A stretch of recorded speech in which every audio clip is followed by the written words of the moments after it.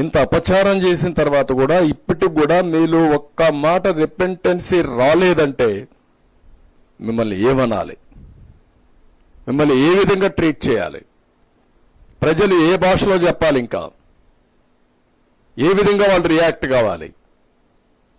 ఇప్పటికే మనోభావాలని దెబ్బతిని ఒక్కొక్కరు ఎమోషన్లు కుంగిపోయే పరిస్థితికి వచ్చారు.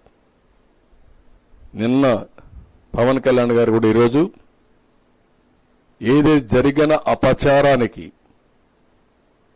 ఆయన ప్రాయశ్చిత్త యజ్ఞం చేసే పరిస్థితికి వచ్చాడు. ఎవరి పాటికి వాళ్ళు ఏంటి జరిగింది, ఏంటి అన్యాయం అంటే మళ్ళా నువ్వు ఎక్కిలు చేస్తున్నావు అంటే నీకు ఎవడిచ్చాడు ఈ అధికారం ఈ రాష్ట్రంలో? అసలు మీద మనిషి పుట్టుకని అడుగుతున్నా.